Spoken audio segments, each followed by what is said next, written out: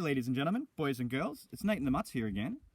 So we're just going to talk briefly on how to get your dogs when they're barking.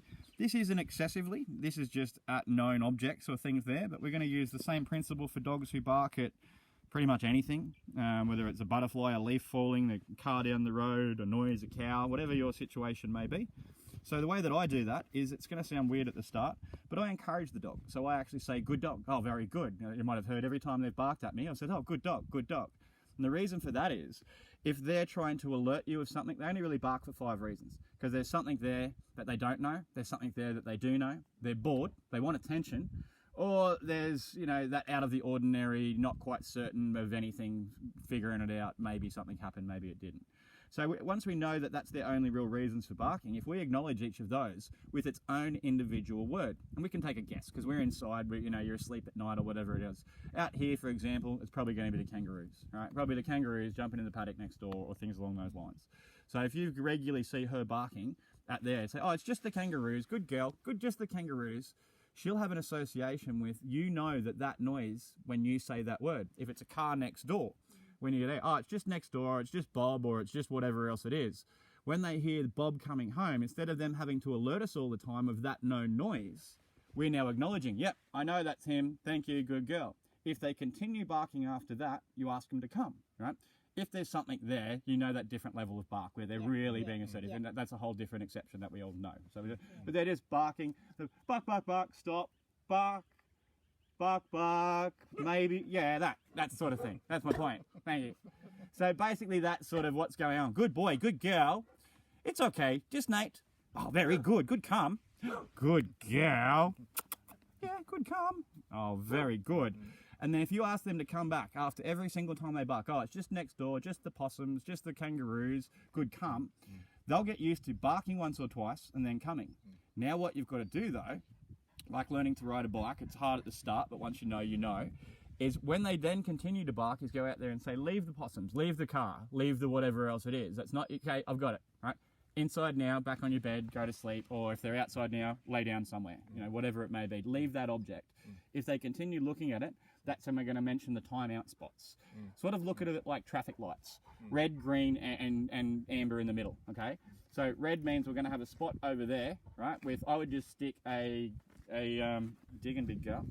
I'd stick a garden stake, whatever else over there in the ground, right, with a bit of chain, because when they get tied up, they're going to eat through a rope, right, and just because they can, they get frustrated, so they'll eat through it. So just get a bit of chain that's a couple of meters long, make a little like you've got down the back over there, like a little tin roof sort of thing. Have it against the shipping container, maybe, it's probably easier, you know, for that sort of thing, but have that as their red. Right? So they don't want to come back, they don't want to sit down, they don't want to listen. You get a lead, clip the lead on them, right? Go for a walk over there, say to them, when I ask you to come, when I ask you to leave the kangaroos, when I ask you to not fight with your brother, don't chew the shoes, don't chew the ground, whatever you dig the ground, whatever you want to say, if you say that to them when they're in that red spot, they'll associate that action with being there, right? Then if you've got an area when they're being okay, they're just starting to be silly or barking, say, okay, lay down. They don't want to lay down near you, which is green. That's okay, you're staying here. Then you'll have an area in this yard, right, where they can come out to, they're still sort of a part of the family, but they're not really, because they can't see you and they can't be near you and things, which is sight, as you're aware, is one of their biggest things. If they can see you, they feel more comfort. So once they're being really silly, now when she starts to go, the mum dog, is it Pup? Yep, is it? Yeah, she's over there. So when she goes in between and runs at the other ones, right, it's going to be hard at the start, okay, but you set them up for success. Because you know she's going to be the one who's going to be a brat, get a long bit of rope. You can have rope for this bit because she's not going to be left with it, you know, and leave her over there for 5 minutes, 10 minutes when you're in that red spot, bring her back. If she was barking at another dog, if she was chewing shoes, whatever it is, bring her to that object, bring her to near where she was barking or near the other dog. If they get along fine, she doesn't react negatively or things along those lines, then she can come into here. And she lays down with you for 30 seconds, right? Then from there, you say, okay, go play doing it. If she goes straight back to the dog, to the stuff she was chewing, to the area she was barking, she goes straight back to red. And as you're walking over there, and as she's there, say, look, I don't want to put you in red. But if you can't listen, you can't be, you're part of the family, but you can't be with us, because that's annoying. The barking, the biting, the chewing, the digging, the jumping. They've got to have stuff to do over there, though. This is the key. When they're in timeout, when they're in their red spot or whatever else it may want to be, or reset spot's what I like to think of it, it just resets them. Let them know that that action equals that result, right, of whatever it is. So when they're barking at night, just the kangaroos, okay, thank you. No, one night of tied up over there on red, guess what? The kangaroo thing will be one quick tight bark. But you've got to reward it. Good kangaroos, thank you, very good. Good come. Oh, very good. Good leave the kangaroos, thank you. Then if there's something there, you've got to get up, right? That's the only negative when you're doing it this way. If they're barking properly, you've got to get up with a flashlight, even just to pander to their needs. You know there's nothing there, but they're saying there really is. Have a look, then come back and then say, on your spot, go to sleep. If they don't go back to the spot, back over to red. Or another one, it doesn't even have to be that far because they're used to being with you. Have one for that for there, but maybe that post, right, over near that corner, because you can just put like a little bit of tin across the top as a sun thing. Yeah, not in real bad weather and things like that, but they also need to, when they come back, if they're not behaving, like you've got your cage with the trailer, they need to have an area like that, and I'll help you build some stuff. We'll get some things from the tip, like other screen doors and stuff, that you can have folding that attach and unclip, but attached to the outside of it, so you can use the bottom of the trailer as well, and the side of the trailer with actually using minimal amounts of sheet, because you just, the bottom's one, another spot, and then it's just one big sheet coming off this side in a V, and then there's, so you've got two sheets basically, and it covers, you've got two more cages and stuff, and you just get to rotate, and they go under there, you're in there, just to give them that time away, knowing that, oh, if I do that, or if I'm extra pushy, and the other dogs will see it as well. The ones that are being either picked on, pushed out of the road, just being puppies, but the ones that are having it will be more confident because they know. And I encourage dobbing. So whenever the dogs come back to you, they're not allowed to wrestle, right, in near you, right? They just separate them for there. And if they come back and show me that another dog's being naughty, good dobbing. You give them the butt scratches, you know, all that really happiness, and show them that the other dog's going in there, they'll all dob on each other. They dob all the time. So then they get more attention with us. And the ones that are being silly, instead of having to start a fight or react, they'll then come to you first, knowing the other one's going to get put away. And that's as weird as it seems, but they figure it out, and they understand fairness. They understand, well, that dog did that, and now it's over there. You know, so it's basically, once they get it and you get a way that they know, naughty action, first of all you go here, then you go there, then you go over there. They'll do anything not to go over there. And even if it just come back, sit down, you know, relax. They're not allowed to be in trouble when they come. Okay, no matter what they're doing, whenever they come back, it's good boy, good come, good come. You can still address the fighting, the digging, the biting, the jumping, whatever else, after you've got them in a close area and they've said good boy, good come. Because if they get in trouble when they, or get yelled at to come back here, as we've all done, but then they're not going to want to, right? Each of these dogs also needs its own individual timeout word. So you're not just saying, no, don't do that, and they all go, but I'm not doing anything. So you'll be able to look at the one that's staring at the other dog with its tail in the air and focusing and being rude or interrupting and pushing him out of the road. And at home, I give a word, like one of the dog's names is Luke, okay? And so his timeout word is Skywalker, just because I've had so many over the years, I've got to think of names to remember. One's called Banjo. His timeout word is Patterson. So if I say, Banjo, do you want to go to Patterson? Doesn't affect any of the other dogs. When I say to Cody, the wolfhounds, you'll go to Siberia or the tundra. The tundra is when she's really in trouble, and just from, I figured she's cold, I just needed to pick a word for each of them so that the other ones know that it's being addressed and that it's not them. They'll continue. Most of mine are sitting there. They'll see one doing it, and you know, and Jesse and my little border collie Jess that I've got, he's just in the box because he goes to school talks or whatever else. So I say to him, stop your behaviour, and you'll see on the videos, or go in the box. They'll put themselves in these spots because if they put themselves in those timeout areas, I don't close the gates. If I've got to walk over there with them, I'll close the gates, right? And I'm an airhead at times. I get distracted by pretty butterflies. So for me, that could be 20 minutes, an hour, could be 3 hours. You know what I mean? So they don't really want to do that.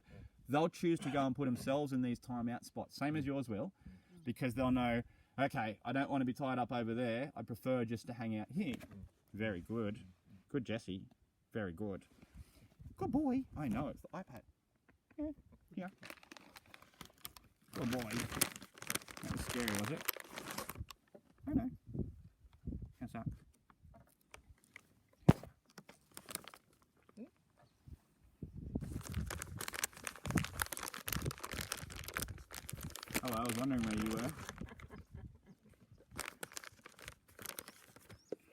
So once they've got a basic understanding of their timeouts and their consequences for their action, when they're barking and you ask them to stop it and to relax, thank you, good boy, good girl, okay, that's enough, then they do it again.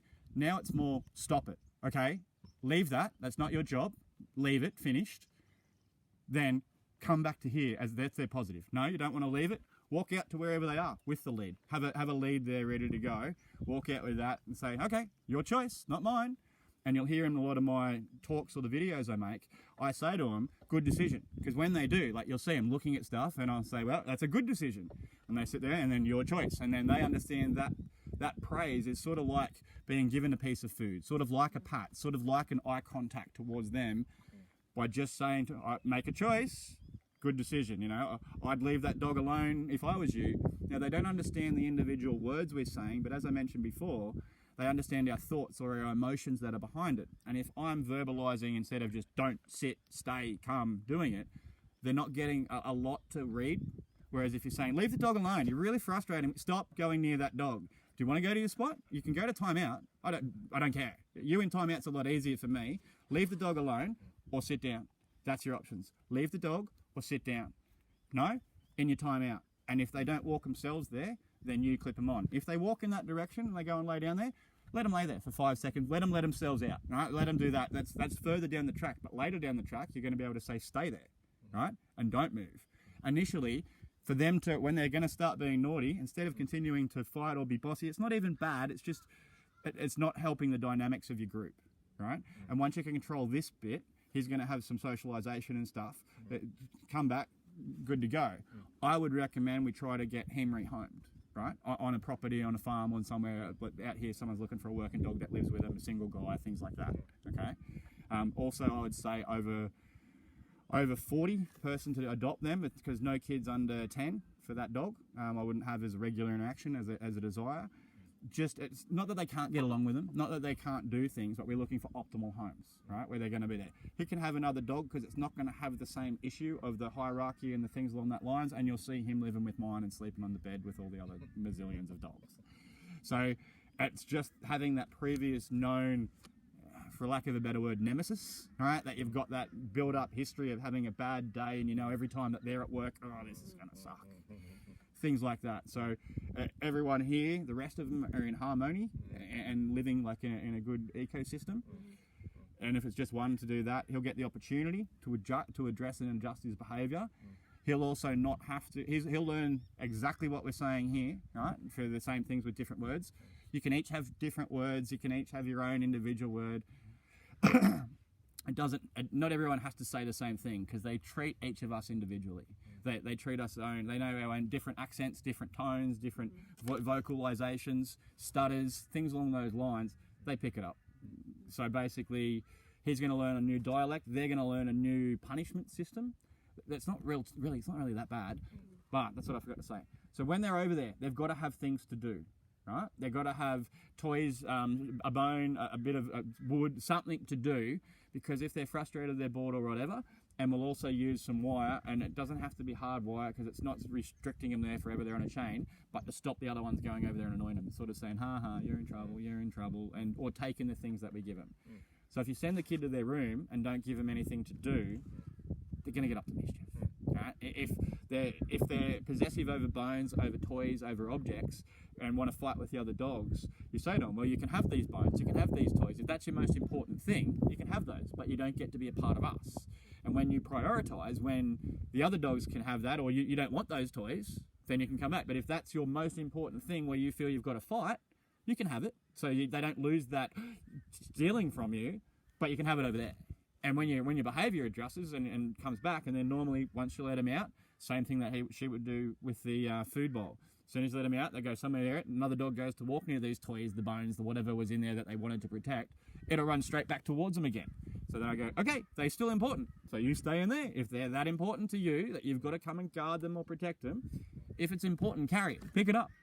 Whatever the dogs have in front of them, it's called a good steal or a bad steal for me, right? No other dog's allowed to take an object from another dog, so it stops fights, okay? Like kids, if they're playing with a toy, don't just snatch it off them. But if that toy falls outside of their paws parameter, however far their paws or their mouth, if it's next to their paws, you're allowed to steal it, right? It's a good steal, but you're not allowed to take anything inside of there. It builds confidence and trust so that they can have their bones and they can have all their toys.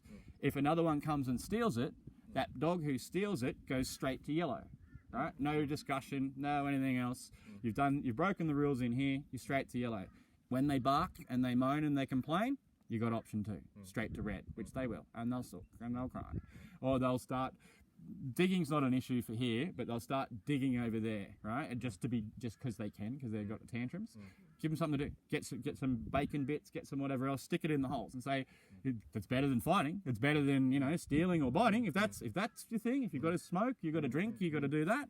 Do it. If they make a noise or upsetting them or staring at the other dogs, or any of the other dogs are staring at them, whichever dog's staring at them, they go to their yellow, maybe over there, or not near the front gate. Don't do it near the front gate just because it's people coming past and you want them to have it's sort of a safe zone for them. You've got good corners down the back, just in the corner of your yard sort of things. Just over there. Yeah. That's what I did with Brownie before when he came here, because he's biting Andrew. Yep. He's not biting me. Yeah. But every time he tried to bite Andrew, and I put on a rope and tied up in a corner over there. Yep, perfect. That's how he behaved. He's not biting now. Yeah, and it's exactly the same thing, right, that we're doing here. We're just giving it some steps so it's easy for us and them to follow. But that's great, and you've inadvertently created it so that you can interact by doing it, because he knows that action equals that result. Yeah. Right, and it's going to be the same, and it works so quick. It's so much quicker than what you really think. It might take longer for him to get used to me and the other dogs and stuff than normal, but generally it's only a couple of days. The problem in my environment, they're all good, and I only ever bring new ones in when the other ones can be controlled and moved and all that sort of thing, as you'll see on the videos. Because if you've got one dog that's you're not able to get to stop or to sit or to do that, how are you expecting the new ones or anyone else? If one kid's just running around the room or the household and throwing things, you can't expect the other ones to behave. It's sort of, and the thing for me, give that kid's obviously bored, whatever's, when the dog, if they're causing trouble, they're obviously got more going on in their head, good, bad or otherwise. So you give them other outlets, right? With kids, you say, go to your room. If you just give them a bit of paper and a pen, they're probably going to draw on the desk, right? Or the wall. So if we know that, if they're going to choose stuff, get hypo, whatever else, good gal, we'll get coloured paper, stick coloured paper on the wall with crayons and encourage them to draw on the wall. And then once they've done that and it's out of their system, the same as you want to chew your toys, if that's your thing, do that, but in our way, and chew the stuff we want and doing the things we want, because it'll roll down. Once you've got one, and the same sort of thing with him, it's exactly the same. He's just doing it in a different level. Once you've got one, the others think that they have to then do it, and they've got to start deciding on who does what and whatever else. And it's just so much easier that you can say to them, each their own words, stop it, or go and put yourself into, Xena, warrior. Xena, go to your warrior spot. Then everyone else, when they're there, whenever another dog's near you and you're saying a timeout, make it a big deal. So they're looking. That's another reason why I think they dob. Because whenever I say the word, all the others get butt scratches on whoever's in trouble. Righto. So take care, ladies and gentlemen, boys and girls, from Nate and the Mutts. It's a long-winded version, as you know I do. It's under 20 minutes though, which is surprising for me. On how to get your dogs to stop barking at random or unknown objects, giving them a timeout or consequences for their actions, situation, sort of like traffic lights, red, orange, amber or green. That's 4 I know, but both colours, different countries.